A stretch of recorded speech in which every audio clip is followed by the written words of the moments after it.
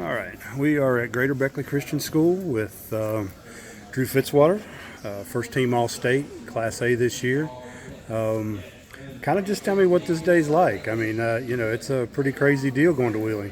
It's pretty surreal, A lot of hard work went into this, a year of being recruited and talking to coaches and trying to put my name out there. I'm really blessed and thankful for God for putting me in this opportunity because, thinking back when I was in third grade, fourth grade, I would have never thought this day would have came.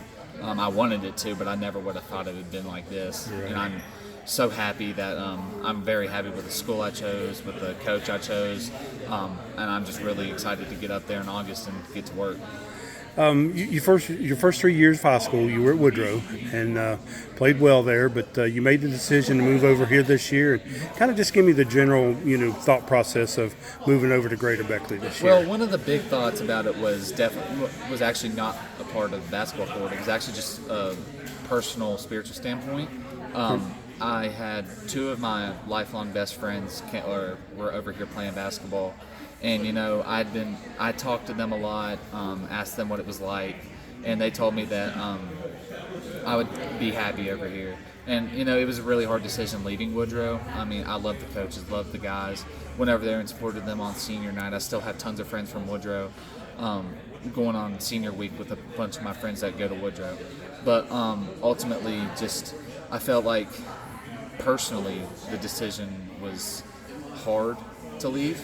But I knew that in the end, especially, it was a great move. Again, I love all the guys from Woodrow, but being able to come out and have fun playing basketball, having fun with the guys I'm playing with, and just ultimately, finding myself, being myself. It's been a great year. Kind of talk about this year because to me, watching you play this year, the growth was just immense. You see kids grow from beginning of the year to the end, but you were a totally different player by the end of the year.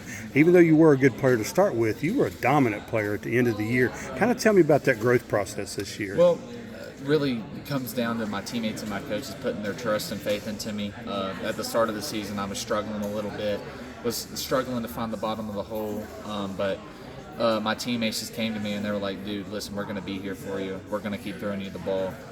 And, that really helped me out with just having that support system with me.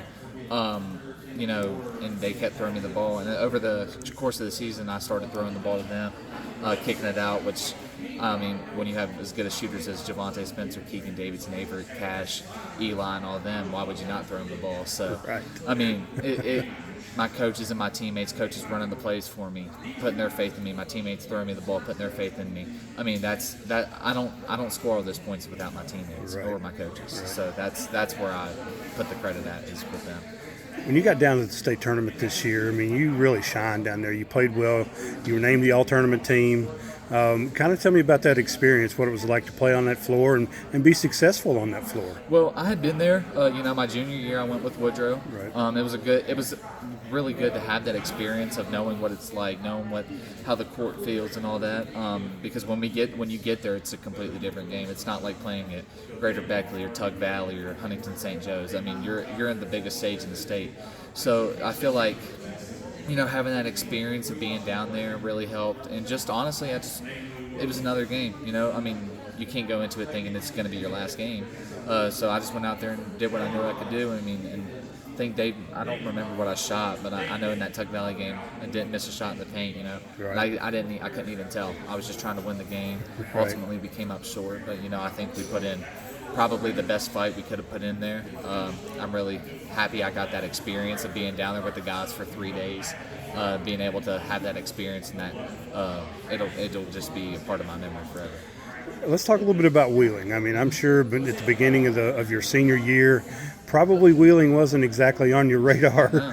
and now to be going to Wheeling is a huge accomplishment. So kind of tell me about that process. Well, actually at the state tournament, Coach Richardson and his son were down there watching all the games, and he actually got to see me play against Tug Valley and Huntington St. Joe's, and he said after that weekend, he reached out to me, got to talk to him a little bit, hopped on a few phone calls with him.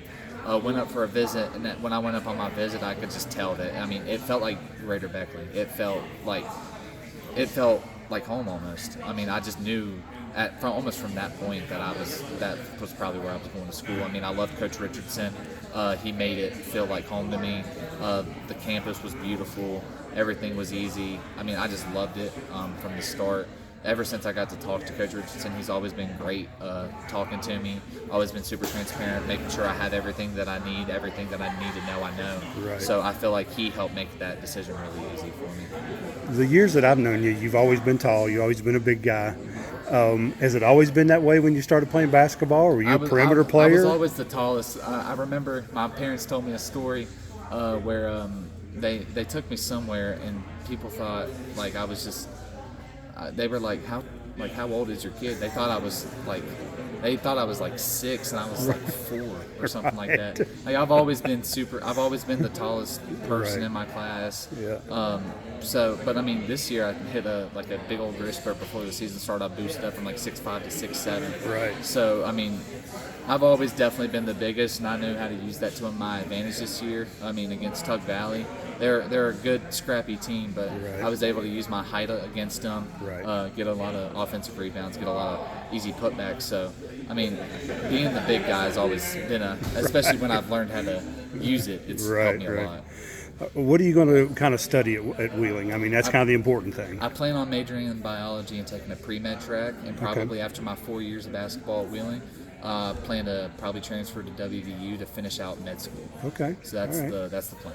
Has that been something you've always wanted to do, your whole life? Since about 3rd grade. Both of my parents went to WVU med school. My mom's a nurse and my dad's a pharmacist. Right. So I've grown up around medicine. I've grown up around that study. My mom's actually a nursing instructor at Valley College, so I get to see what she's teaching about, see what everything is about. I help her grade a lot. Help her she shows me what it's like, and growing up around it has been something that's definitely influenced my decision to study biology and pre-med, and really just I've always been good at math and science, and that's always the 2 subjects that have always interested me the most, so it made choosing that major pretty easy. Kind of tell me, the one thing I noticed on the table was you have all your accolades and stuff there, but you do have the Bible there, and you had a verse highlighted. Tell me about that verse. That's been my favorite verse since I can remember, the Proverbs 3:5-6. Really, it just reminds me that no matter what's going on, trust in the Lord, and He's gonna make my path straight. That's what that verse, Proverbs 3:5-6 says. Whenever I'm stressed out or confused or need guidance, I just look at that verse and I'm like, you know what? No matter what, God's got me as long as I put my trust in Him. So it's just a great reminder that no matter what, put my trust in the Lord, He'll guide me. All right, buddy. Congratulations. Thank you, Rusty.